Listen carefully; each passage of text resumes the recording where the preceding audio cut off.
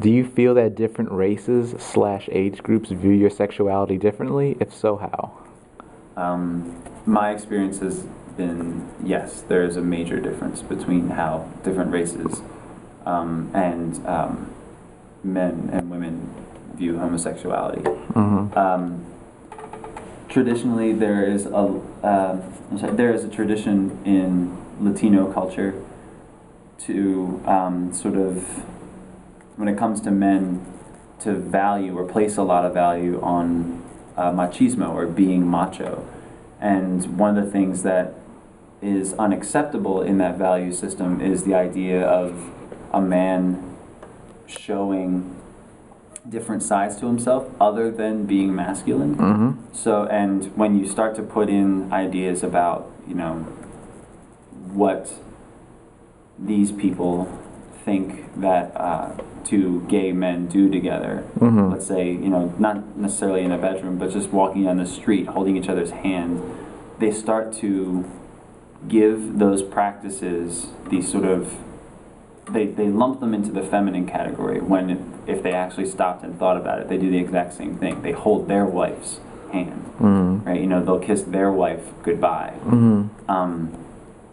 So there's, in the Latino community, that has definitely been my experience. The same thing is definitely true for African Americans, and actually a lot of that doesn't necessarily have to do with African culture. It has more to do with the fact that the history of African Americans in this country is one of slavery. When you take a group of people, you take away their freedom, you also take away their ability to be masculine and feminine.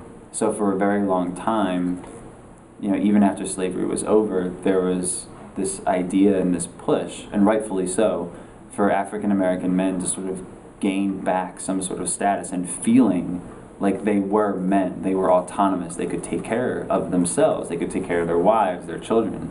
Unfortunately, a lot of African American men think that they have to do that or show that they can do that at the expense of gays and lesbians.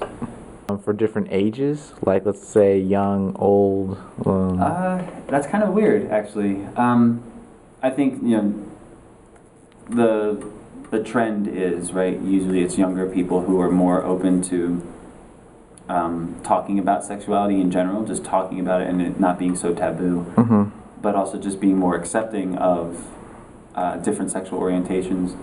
But I've got to say, when I came out to my grandparents, at first there was like a little rocky, but then after a while, and now I'm dating myself, but after a while, my grandfather started saying like, oh yeah, I started watching Queer as Folk on HBO, and what did you think of this episode? And first of all, that show's kind of raunchy, so I didn't expect my grandfather to be watching it. And it wasn't just him, like my grandmother ended up watching the show too, and then we would have conversations back and forth. So you would think that now that they know this, they want to find out all they can. Right. Okay. So again, like I said earlier, it's really like an adjustment period for everybody, regardless of race, age, biological sex. It's what I think is probably the most important is that a lot of the feelings that people have about gays and lesbians are things that they pick up from who knows where, right? And it could just be from word of mouth. They've never actually met a gay or lesbian person who is out. They've never actually asked them the questions that, they're sort of struggling with. They just sort of assume, well, what I saw on TV or what my mom told me or what my grandparents told me or what my pastor told me must be true. And I see. Unfortunately, until you find out for yourself, you're really just living a life by hearsay. I see. How do you feel when you hear about people committing hate crimes against homosexuals? Pissed. I actually was the victim of a hate crime. I was walking out of a club with two of my friends, and as part of a gang initiation, 4 guys jumped us. I came away with relatively few bumps and bruises and whatnot. We didn't have anything stolen, and we were lucky that we weren't seriously hurt. But my one friend has a permanent scar now in his through his eyebrow. From when the guy hit him and when he hit the ground. it was traumatizing. I mean, I don't leave a bar or a club or anybody's house now at night without sort of, clutching my hands, balling my fists in my coat jacket and just sort of listening. I can't walk down the street with headphones in because I'm constantly listening to hear if people's footsteps are coming up behind me. I see. So it's not pleasant. And again, what makes it even more frustrating was to find out that it was part of a gang initiation. Like, this was supposed to prove that these guys were men and that they belonged to some sort of elite club. What are some common misconceptions you feel that heterosexuals have of homosexuals? I'd say one that's really sort of popular in the media is that they're irreligious, like that they don't have any religion, they're all atheists. That is true for me. I am an atheist. And unfortunately, some people will use that as a value judgment and then sort of carry those feelings about how they feel towards my not believing in a religion and then project them onto my sexuality, which they are two independent things. I think one misconception, which is really kind of interesting, is that all gays and lesbians want to get married. That's not true. I have friends who are, I actually know 3 couples now, who have been engaged, who got married, and it's wonderful for them. And part of it is a religious ceremony for them, but the other part of it is, being able to hold on to the same rights and feeling like they're equals with their heterosexual friends. But the institution of marriage is a heterosexual idea, and I don't feel that I need to fit into a heterosexual world, and I'm not going to change myself to fit into somebody else's mold. I see. To feel like I belong. I see. What advice would you give to a person who still feels uneasy about your sexuality? Get to know me. And I know that's really simplistic, and it's not as easy as I make it sound, but one of the reasons that my experience has been that if anyone ever felt uneasy around me because I had come out to them, a lot of it has to do with the fact that that's the only thing that they know about me. Right? Yeah. And by coming out to them, I mean, I may have said something along the lines of like, well, yeah, this weekend I'm going to do laundry, I'm going to do some grading of my papers, my boyfriend and I will go grab dinner, and then I think I'm going to watch a movie. It's not like I'm jumping down their throat and explaining in graphic detail what I do with my partner sexually.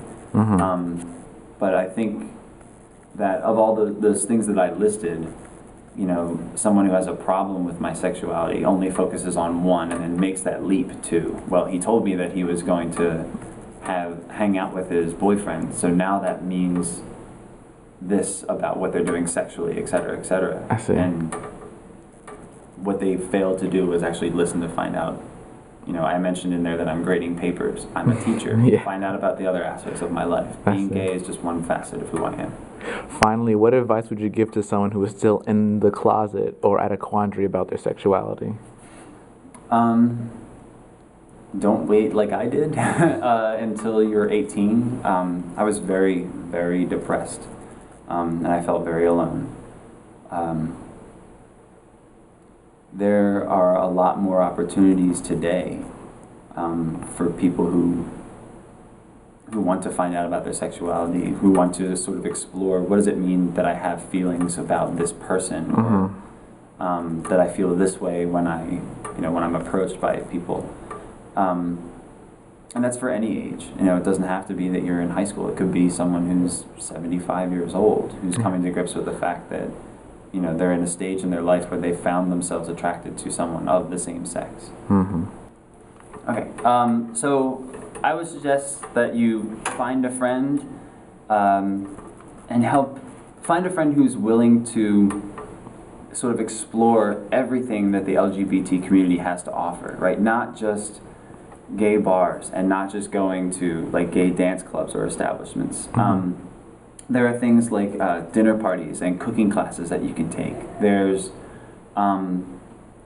Usually there's community centers you can go to, which will arrange several different types of activities. But there's also sports. You know, I play several sports with both heterosexual and all gay teams.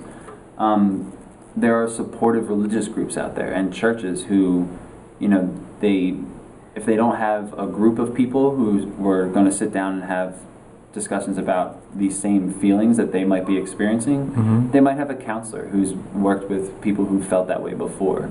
I guess the last thing I would say is there's something for everyone in the community, whether you're gay or straight, and you never have to feel like you're alone. I see. All right, well, thank you for allowing me to interview you, Mr. Krause. You're welcome.